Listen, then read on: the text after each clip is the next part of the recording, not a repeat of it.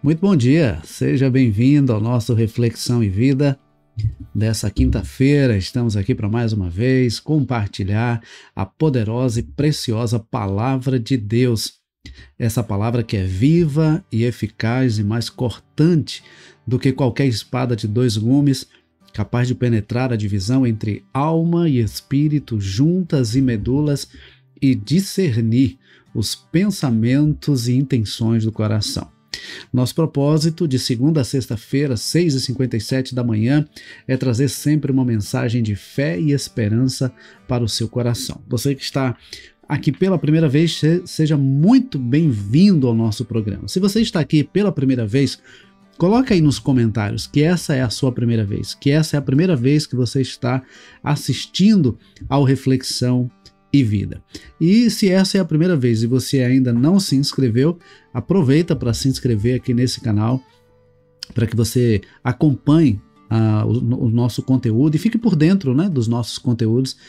E de segunda a sexta-feira, 6h57 da manhã, temos o nosso Reflexão e Vida. Quero aproveitar também e pedir para que você que está aí assistindo, compartilhe esse link nas suas redes sociais com o maior número de pessoas que você puder. Compartilha pelo menos aí no status do seu WhatsApp, nos grupos que você participa, e para uns 5 a 10 contatos no privado, convidando essas pessoas para ouvir a palavra do Senhor nesta manhã. Eu creio que esta quinta-feira será uma quinta-feira de bênção na vida de todos quantos estiverem recebendo a palavra do Senhor nesta manhã, ok?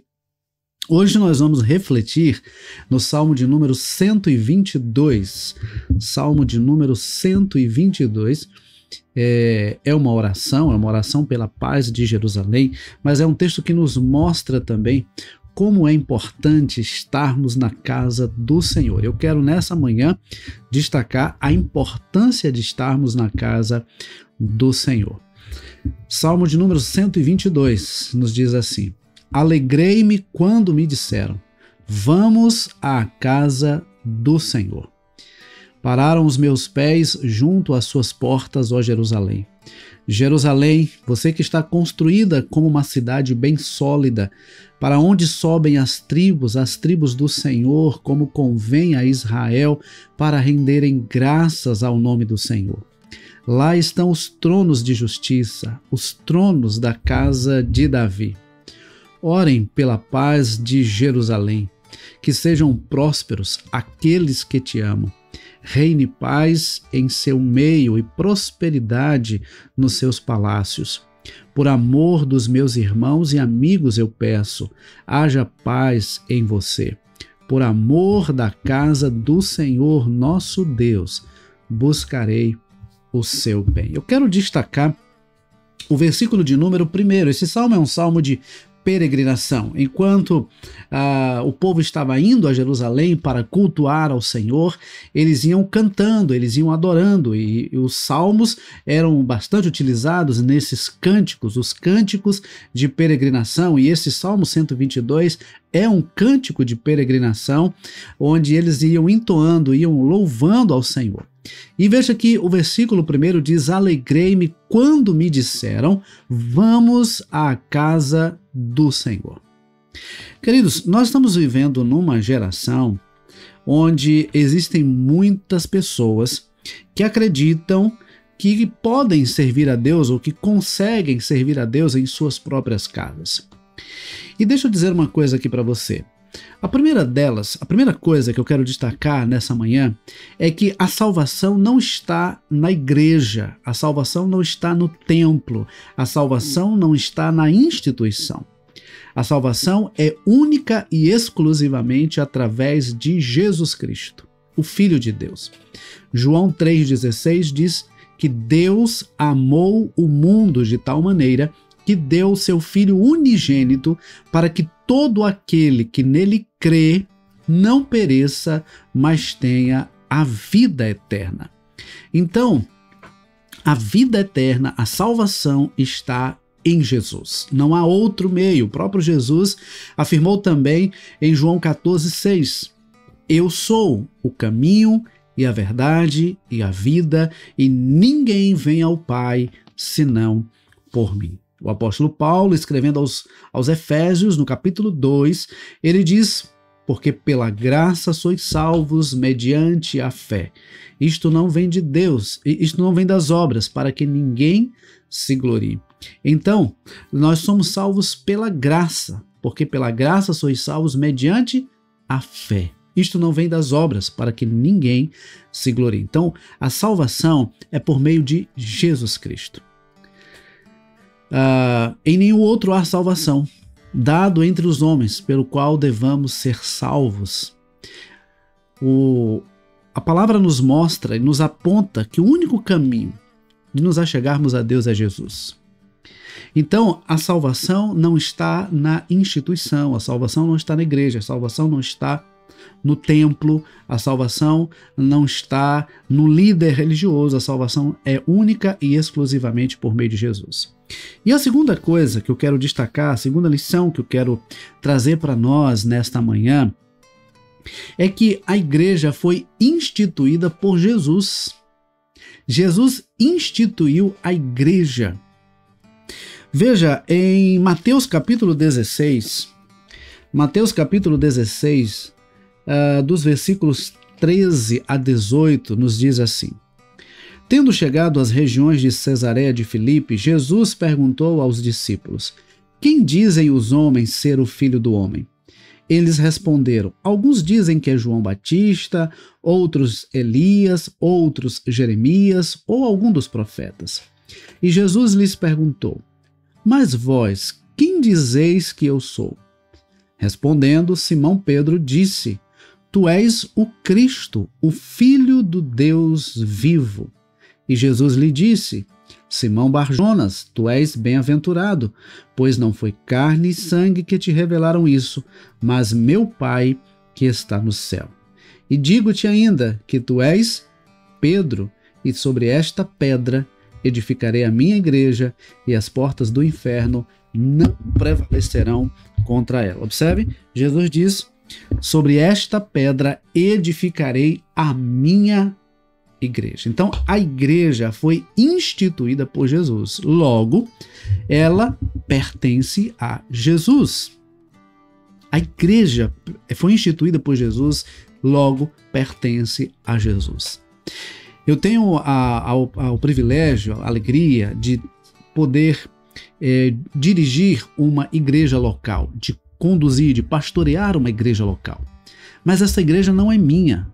Eu estou pastoreando essa igreja, mas a igreja pertence ao Senhor Jesus. Então, nós precisamos ter isso em mente. Primeiro, que a salvação não está na igreja. Segundo, que o único meio de sermos salvos é através de Jesus, porque foi Ele quem instituiu a igreja. Portanto, a igreja pertence a Jesus. E aí vem a terceira lição. Por que Jesus instituiu a igreja? Já que alguns dizem que a igreja não é importante, que dá para servir ao Senhor em casa, então para que Jesus instituiu a igreja? Jesus instituiu a igreja para que seja um ambiente de adoração, de edificação e de proclamação.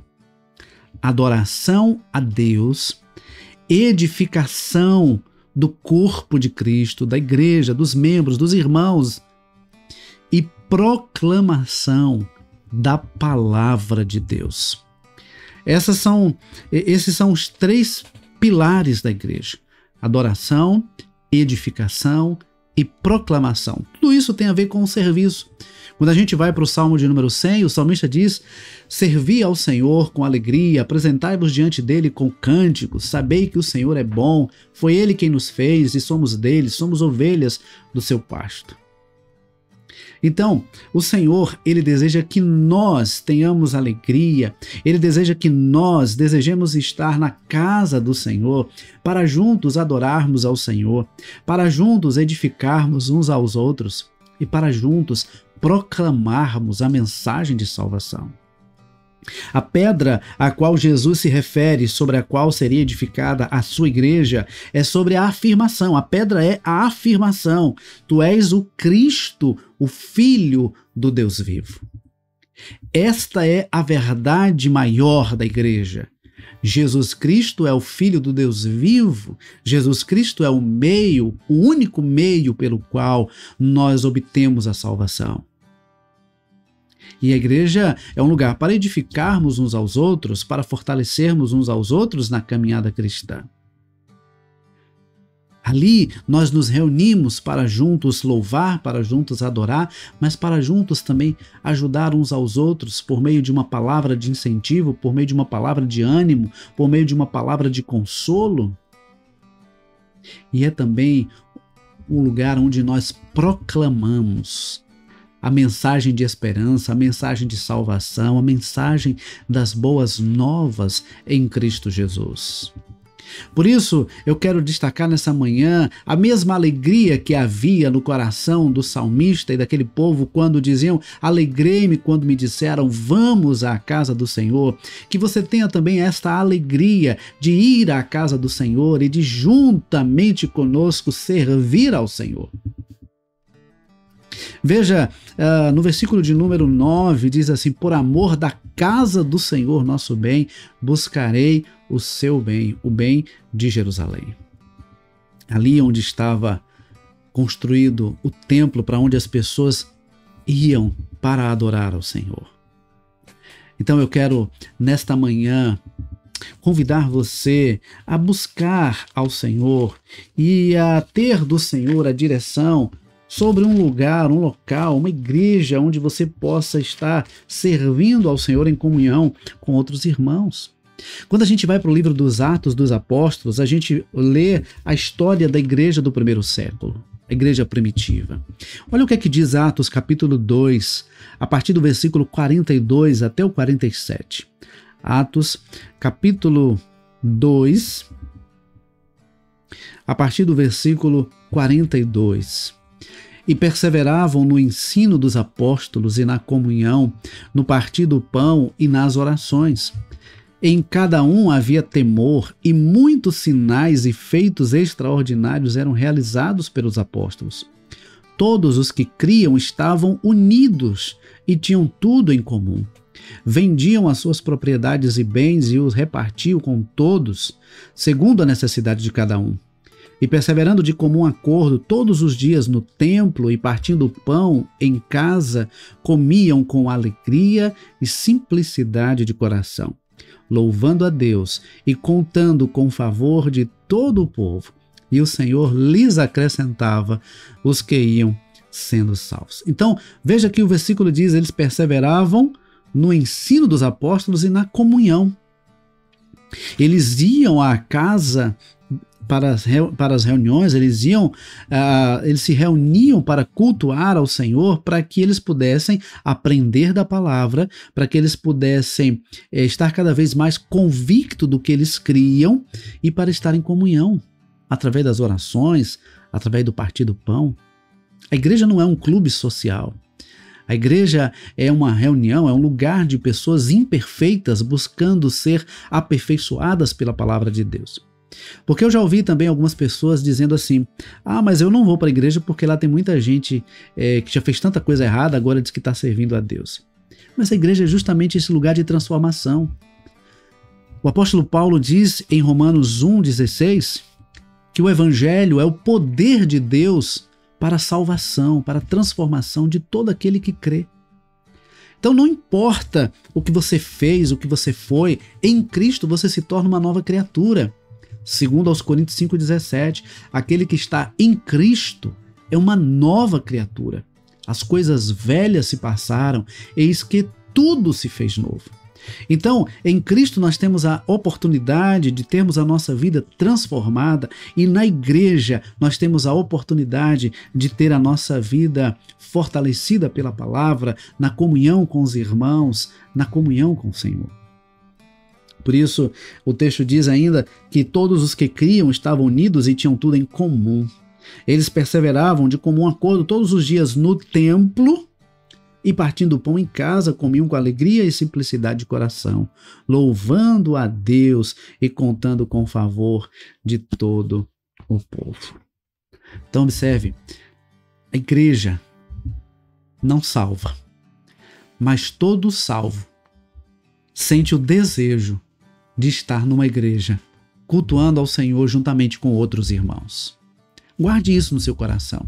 A igreja não salva, só Jesus salva. Mas todo aquele que é salvo por Cristo, todo aquele que é salvo por Jesus, sente o desejo de estar numa igreja, cultuando ao Senhor juntamente com outros irmãos.